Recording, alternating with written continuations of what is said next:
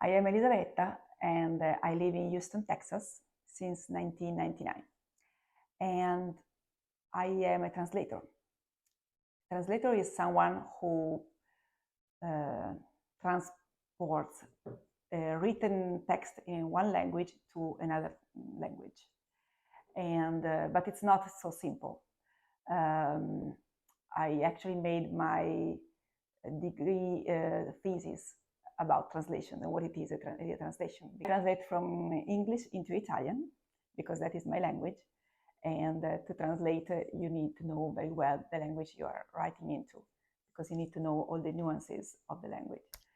And I discovered this when I was in college, because I had seen a play by Oscar Wilde, The Importance of Being Earnest, during high school in English. And I found it hilarious and fun.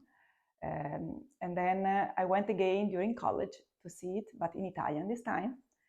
And it was not as much enjoyable as before. And I wondered why. Is it because I grew up and I have a different taste of things? Or perhaps something was missing in the translation? And I actually asked my professor in college to work on this question when we prepared the thesis for my degree. And we discovered that you really need to care for the little details and understand the little nuances that make a text.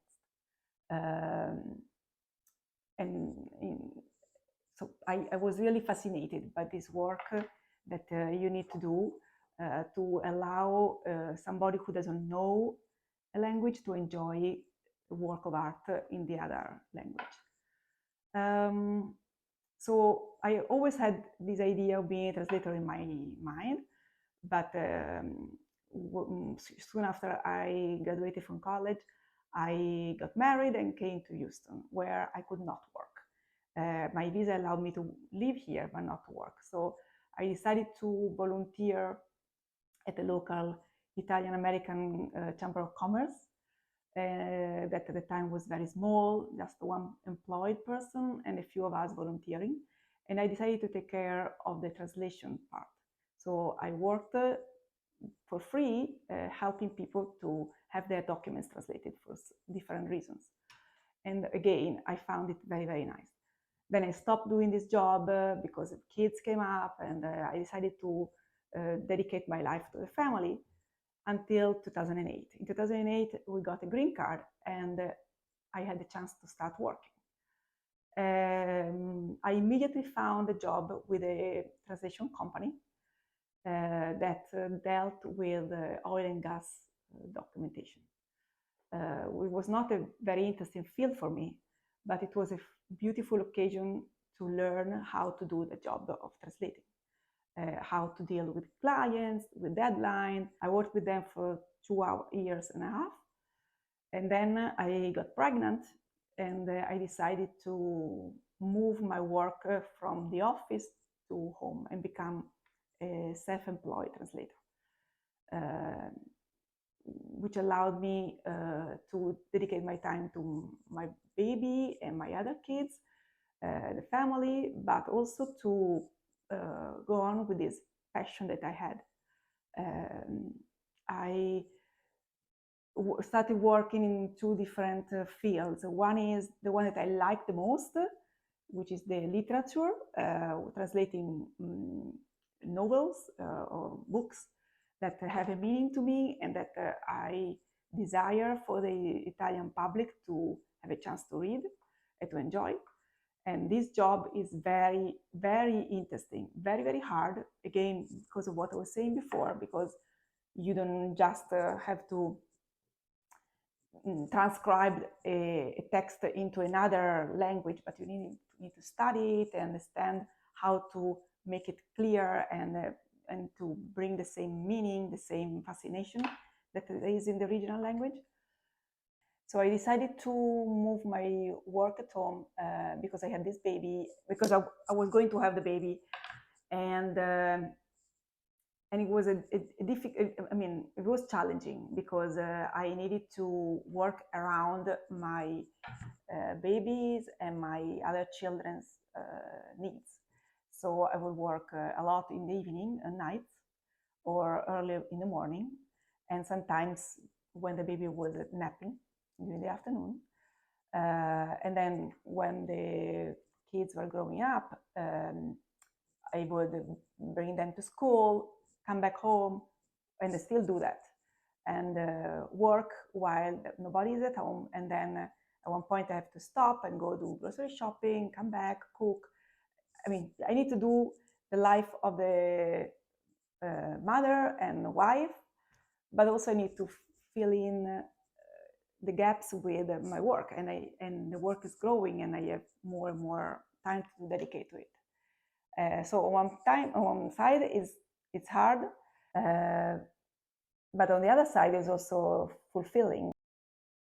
Since I'm the parent who has more time to bring the kids to school and do the things around the house. Many people perceive me as a housewife who doesn't really work. And so I receive lots of requests for help, lots of calls during the day and emails that want to be answered right away because I should be available because I don't do anything. And many people do not realize that I am actually working. And recently I was actually shocked by a conversation that I had with a friend who knows me since a long time. And she at one point she asked me, so now that your kids are less demanding, they need less of you, are you planning to go back to work? And I told her, well, I've been working a long time. I guess the question is, why work? What does work do for you? Okay, since I work part-time, I don't sustain the family. The money that I make is mostly for the education of my kids and their upbringing. For sure, without my husband's job, I would not be able to support my family. But I do it anyways because I really like it. I like working on the documents that I do, especially when I work on novels. I really, really enjoy spending my time on my books and on my computer trying to figure out the best words. And I write studying to figure out what is the best way to translate the things. And I also enjoy the accomplishment and the gratefulness of my clients. There are clients who write to me or call me even after months to tell me how my job allowed them to do this and that step.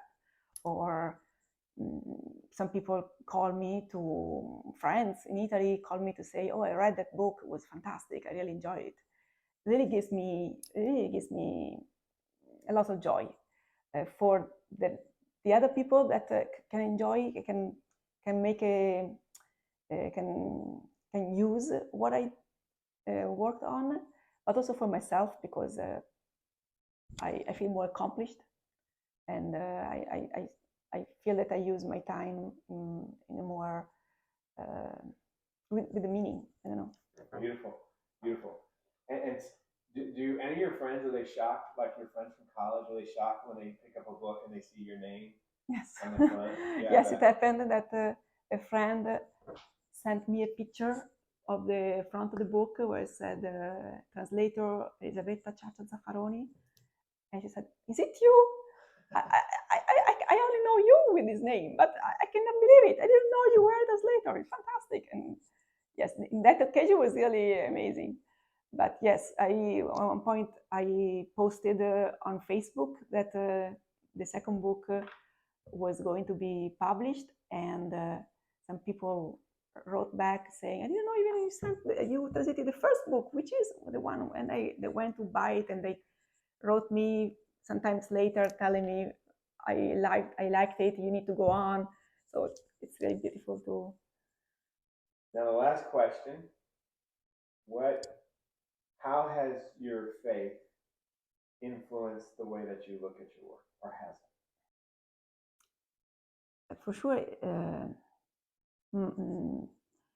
the education that I received in the church, and in particular through the charism of CL, helps me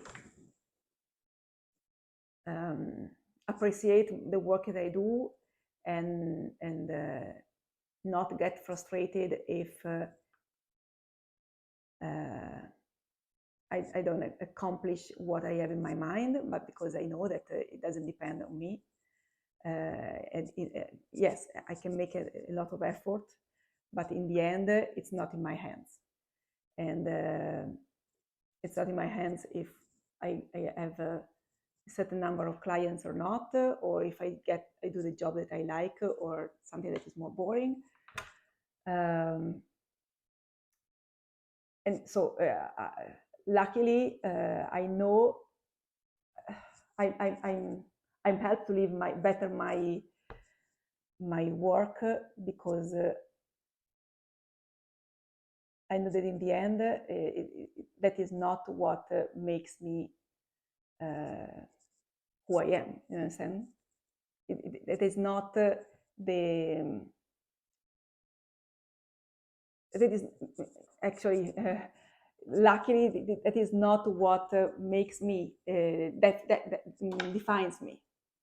Otherwise, when a friend says, "Well, I didn't even know that you worked," really would make me sad. You understand? Mm-hmm.